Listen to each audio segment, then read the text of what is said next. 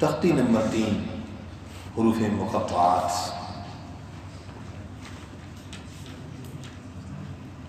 یہ بڑی برکت والے حروف ہیں، تو بطور برکت کے اکابرین نے اس کو شروع میں لکھا ہے، اس کو یاد کر لینا، گھر میں لگانا باعث برکت.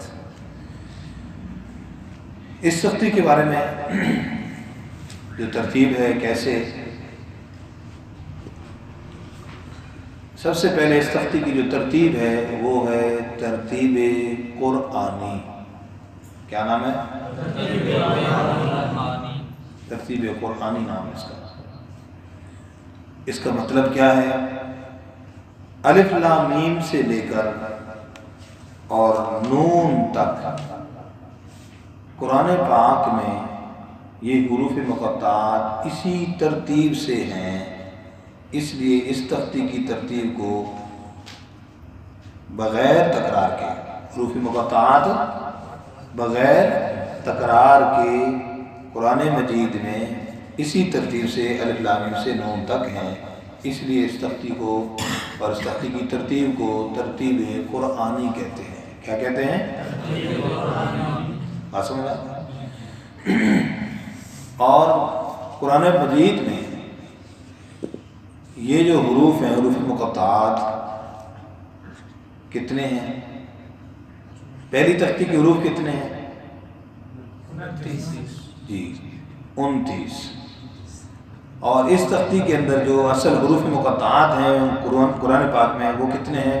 29. کتنے ہیں؟ 29 ہیں. لیکن یہاں پر کتنے لکھے ہوئے ہیں؟ 14.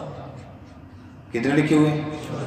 یہ 14 خانے ہیں اور 14 ہی حروف مقطعات لکھے ہوئے ہیں. بغیر تکرار کے قرآن مجید میں 14 ہیں اور مکمل کتنے ہیں؟ 29 ہیں. پھر ایک اور بات، یہ علمی باتیں آج کر رہا ہوں. ایک اور بات، اس تختی کے اندر مکمل پھر بغیر تکرار کے جو حروف ہیں وہ ہیں پھر 14. وہ کون کون سے ہیں؟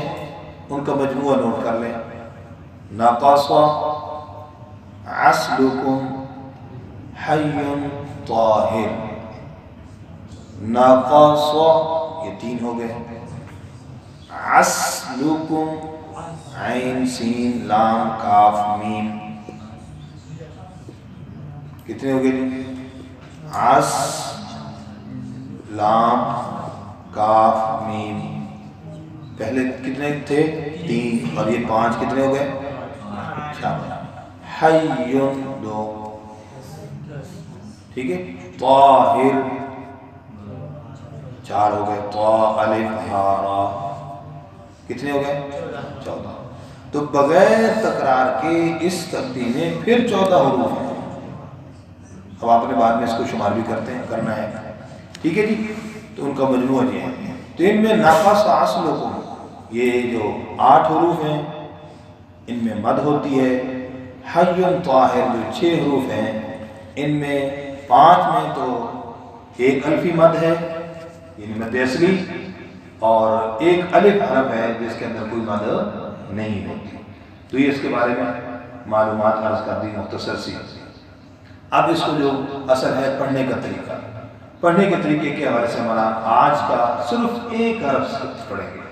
کتنا؟ آج کا ہمارا سبق صرف ایک حرف، باقی جو مختصر سی معلومات عرض کر دیں.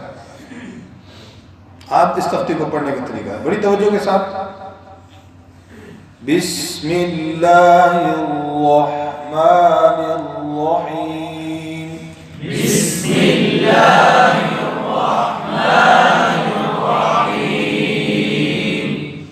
جیسے میں اشارہ کروں گا اسی اشارے کے ساتھ آپ نے بھی ایسے کرنا ہے، اور جتنا میں نے پڑھنا آپ نے اتنا ہی پڑھنا ہے.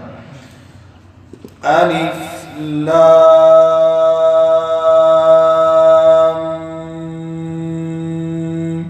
جی. الف لام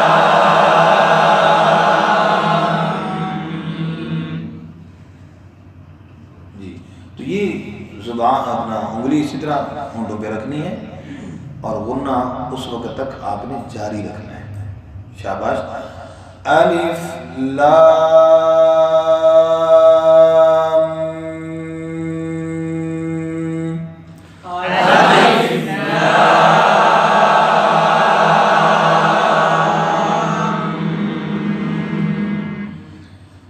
ایک مدد پھر الف لام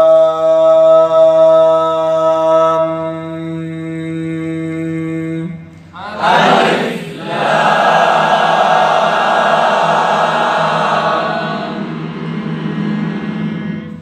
جی میم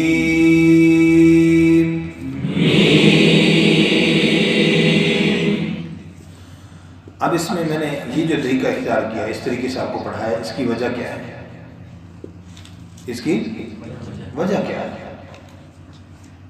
ایک جو عام وجہ ہم سب کے لیے وہ یہ ہے کہ درمیان والا یہ جو غنہ ہے یہ رہ جاتا ہے۔ اکثر جو پڑھنے میں سننے میں آتا ہے الف لام میم، بیچ میں غنہ رہ گیا۔ یہ عام کی غلطی بتا رہا ہوں، حفاظ کی قاری کی یہ غلطی اکثر ہو جاتی ہے کہ وہ توجہ نہ ہونے سے یہ بیچ والا غنہ رہ جاتا ہے۔ تو ایک تو اس وجہ سے میں نے عرض کیا کہ یہاں پر ہونٹ کے اشارہ کر کے اور غنے کی عادت بنانی ہے کہ یہاں پر بیچ میں غنہ رہ جاتا ہے تو اس لیے غنہ نہ رہے، ایک بات۔ دوسری جو اصل بنیادی وجہ ہے، چھوٹے بچوں کو پڑھاتے وقت یہاں اس تیسری ترتیب میں بچے کو غنے کا نہیں پتا ہوتا، تو اب آپ نے بچے کو جب یوں مد کروائیں گے اس کو مد کا بھی نہیں پتا، اب جو جب یوں اشارہ لمبا کریں گے تو اس کے ذہن میں کہ یہ بات خود بخود آ جائے گی کہ یہاں لام کو میں نے کیا کرنا ہے، یوں لمبا کرنا ہے، اس طرح اشارہ کرنا ہے۔ دوسرا جب وہ ہونٹ پہ اس طرح انگلی رکھ کے یہ جو آواز غنے کی نکالے گا تو اس کو پتہ نہیں کہ میں کیا کر رہا ہوں، ابھی اس کو آپ نے غنے کا نام بھی نہیں بتایا۔ تو اب جب بچہ وہ غنہ نہیں کرے گا تو آپ نے صرف بچے کو یہ کہنا تھا، آپ نے یوں نہیں کیا، اب وہ دوبارہ جب کرے گا تو اسی طرح کر لے گا، تو یہ بچہ کر کیا رہا ہے؟ غنہ۔ ابھی آپ نے بتایا نہیں اس کو، علمی بات لیکن عمل آپ نے اس کو دے دیا۔ تو اس طریقے سے بچے کو بجائے یہ کہنا کہ آپ نے مد نہیں کی، آپ نے غنہ نہیں کیا، تو اس کو دونوں چیزیں، بھئی اس میں آپ نے کیا لمبا نہیں کیا، اور دوسری آواز کیا سی تھی، ہونٹ بند کر کے جو آواز نکالتے ہیں بیٹا، یہ آواز آپ نے نہیں نکالی۔ جب اس کی پریکٹس ہو جائے گی بعد میں اس کو بتائیں گے یہ کیا ہوتا ہے غنہ، اب اس کو کرنا تو پہلے سے آ گیا الحمدللہ، ٹھیک ہے جی۔ تو اس لیے یہ دو وجہ تھی، اس لیے میں نے عرض کیا۔ تو اب ایک مطلب پھر میں اسی طرح آدھا پڑھوں گا پھر مکمل پڑھیں گے۔ الف لام جی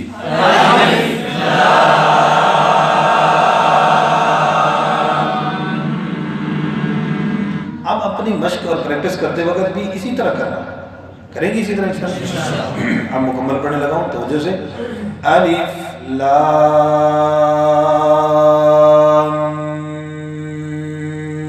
میم